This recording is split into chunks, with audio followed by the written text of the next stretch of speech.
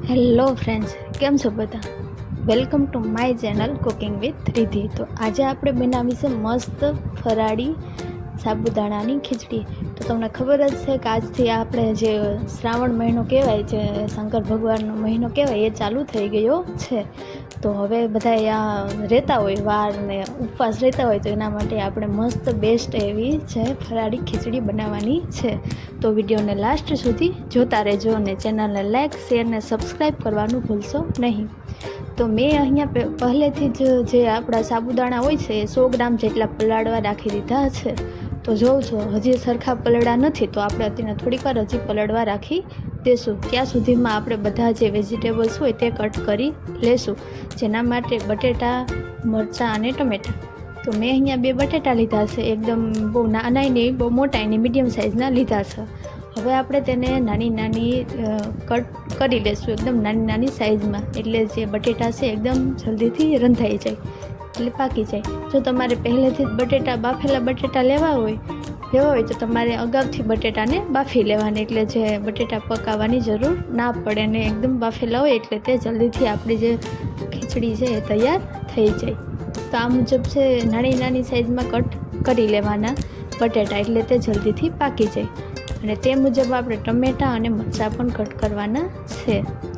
જોશો આ મુજબ નાની નાની સ્લાઇઝમાં કટ કરી લેવાના. મારી ચેનલને લાઇક, શેર ને સબસ્ક્રાઈબ કરવાનું ભૂલશો નહીં, અને વિડીયોને લાસ્ટ સુધી જોતા રહેજો. જોશો આવી રીતે નાની નાની કટ કરી લીધી છે મેં બટેટાને.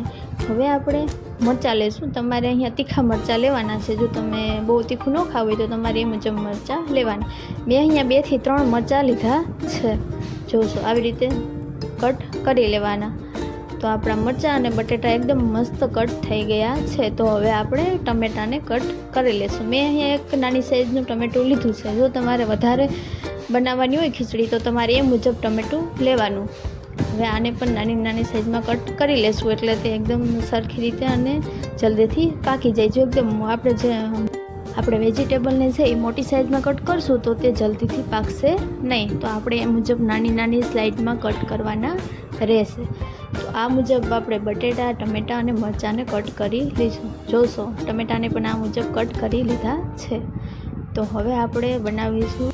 તો ચાલો આપણે બનાવીએ મસ્ત મસાલા છે સાબુદાણાની ખીચડી. તો એના માટે આપણે એક મોટી કઢાઈ લેવાની છે અને આપણે તેમાં તેલ એડ કરવાનું છે. મેં અહીંયા 2.5 ચમચી જેટલું તેલ એડ કર્યું છે. જો તમારે વધારે લોકો માટે બનાવવાની હોય તો તમારે એ મુજબ 3 થી 3.5 ચમચી તેલ એડ કરવાનું રહેશે, અને ઓછા લોકો માટે બનાવવાનું હોય તો તેલ ઓછું લેવાનું. અને ઇલેક્ટ્રિક ઇન્ડક્શન ઉપર બનાવીશું તો જો તમારે જ્યાં સુધી તેલ ગરમ થાય ત્યાં સુધી ટેમ્પરેચર તમારે હાઈ રાખવાનું, અને પછી તમારે લો કરી નાખવાનું. તો અત્યારે હું 1000 જેટલું ટેમ્પરેચર રાખીશ. અને હવે આપણે તેલને મસ્ત ગરમ થવા દઈશું. તેલ ગરમ થઈ જાય ત્યારબાદ આપણે જે માંડવીની બી લેવાના છે આ મુજબ, અને તેને એકદમ મસ્ત રીતે તળી લઈશું. સિંગ એકદમ મસ્ત તળાઈ જાય એટલે તેની છાલ છે અલગ થવા લાગશે ત્યાં સુધી તેને આપણે જે તેલમાં તળવાની છે. એકદમ મસ્ત રીતે આપણી સિંગ તૈયાર થઈ જાય ત્યારબાદ તેને અલગ વાસણમાં કાઢી લેવાની રહેશે. જોશો આ મુજબ આપણે સિંગ તૈયાર થઈ ગઈ છે. તો આપણે તેને અલગ વાસણમાં કાઢી લેશું, અને ત્યારબાદ આપણે જે સાબુદાણાની ખીચડીનો વઘાર કરવાનો છે. તો આ મુજબ આપણે બધી સિંગને અલગ કાઢી લેશું, કેમ કે આ તેલમાં રહેશે તો બળી જશે, એટલા માટે અલગ કાઢી લેવાની. તો હવે બધી સિંગને આપણે અલગ કાઢી લીધી છે. તો હવે આપણે જે આમાં છે વઘાર માટે આપણે જીરું અને મીઠા લીમડાના પાનનો એડ કરવાના છે. તો હવે આપણે અહીંયા એક નાની ચમચી આવી જીરું લેશું, અને આપણે મીઠા લીમડાના જીરું એકદમ મસ્ત પાકી જાય ત્યારબાદ આપણે તેમાં મીઠા લીમડાના પાન એડ કરીશું. મીઠા લીમડાનું અને જીરુંની એકદમ મસ્ત સુગંધ આવવા લાગે ત્યારબાદ આપણે તેમાં છે જે સુધારેલું બટેટું હતું એ એડ કરી દઈશું. અને આપણે બટેટાને એકદમ કાચું બટેટું છે તો એકદમ સારી રીતે પાકવા દેવાનું છે.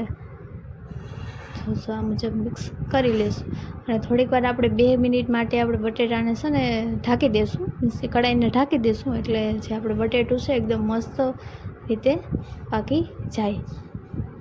આ મુજબ મિક્સ કરતું રહેવાનું.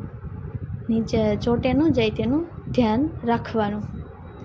અને થોડીક વાર હવે આપણે જે આપણું કઢાઈ છે તેને બંધ કરી દઈશું 2 મિનિટ માટે. તો હવે આપણે જોઈ લઈશું તો આપણું બટેટું એકદમ મસ્ત પાકી ગયું છે. તો હવે આપણે તેમાં જે સુધારેલો ટમેટો હતો એ એડ કરી દઈશું અને મરચાં એડ કરી દઈશું. તો ટમેટાં અને મરચાંને આવી રીતે એડ કરીને તેને પણ થોડીક વાર આપણે પાકવા દેવાના છે. અને ઉપવાસ બધા રહેતા જ હોય છે ઘરમાં, કોઈ એક સદસ્ય તો 1-2 સદસ્ય તો રહેતા જ હોય, તો આપણે તેના માટે ફરાળ માટે કંઈક ને કંઈક બનાવતા જ હોય. તો આવી રીતે સ્વાદિષ્ટ મસાલા ખીચડી બનાવીને દેશો તો પણ તેને પણ એકદમ મસ્ત ભાવશે અને મજા આવશે.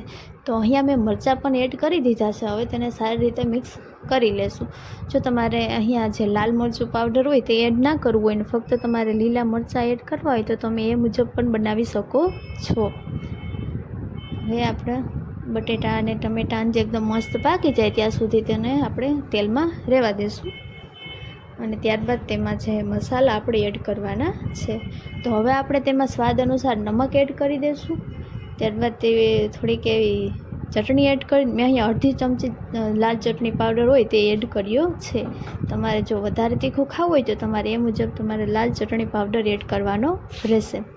અને મેં અહીંયા થોડીક એક નાની ચપટી એવી હળદર પણ એડ કરી છે. અને બીજો ધાણા જીરુંનો પાવડર કે એવું કંઈ એડ કરવાની જરૂર નથી. અને હવે તેને સારી રીતે મિક્સ કરી લેશું એટલે જે આપણા ચટણી છે એકદમ મસ્ત પાકી જાય અને તે કાચી ના રહે. જોશો હવે આપણે તેમાં જે સીંગ હતી તળેલી એ પણ આપણે એડ કરી દેવાની છે. સીંગ પણ ઉમેરી દીધી છે અને તેને થોડીક વાર મિક્સ કરી લેશું. અને ત્યારબાદ જે આપણે સાબુદાણાને છે ને 4 થી 5 કલાક તો પલાળવા જ પડે તો જ એકદમ મસ્ત પલળી જાય. હવે આપણે તેમાં સાબુદાણા પણ એડ કરી દઈશું. જો તેનું પાણી છે એડ કરવાનું નથી, ફક્ત આપણે સાબુદાણા જ અલગથી એડ કરવાના છે.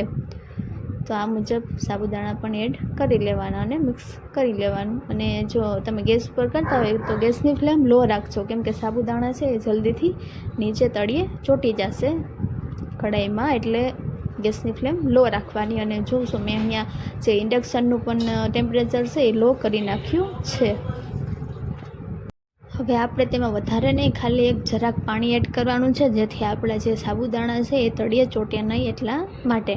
અને તેને સારી રીતે મિક્સ કરી લેશું. આવી મુજબ મિક્સ થઈ જાય ત્યારબાદ ટેસ્ટ કરી લેવાનું સાબુદાણા. જો તમને નમક ઓછું લાગતું હોય તો ઉપરથી એડ કરી દેવાનું રહેશે. હવે લો ફ્લેમમાં આપણે છે ને તેને થોડીક વાર કઢાઈને ઢાંકી દઈશું એટલે આપણે સાબુદાણા છે મસ્ત પાકી જાય. જોશો આપણે મસાલા ખીચડી કેટલી મસ્ત બનીને તૈયાર થઈ ગઈ છે. એકવાર જરૂર ને જરૂર બનાવજો. ત્યારબાદ આપણે જે ગેસને ઓફ કરીને તેમાં આપણે લીંબુ એડ કરવું હોય તો તમે કરી શકો છો. મસ્ત બનીને તૈયાર થઈ ગઈ. જોશો આપણી મસાલા ખીચડી એકદમ મસ્ત, સાબુદાણાની ખીચડી એકદમ મસ્ત બનીને તૈયાર થઈ ગઈ છે. હવે આપણે તેમાં ઉપરથી લીલી કોથમીર એડ કરી દઈશું એટલે તેનો દેખાવ પણ મસ્ત આવે અને તેનો ટેસ્ટ પણ એકદમ મસ્ત આવે એટલા માટે. તો એકવાર ઘરે જરૂર ને જરૂર બનાવજો અને મારી ચેનલને લાઈક કરવાનું ભૂલતા નહીં.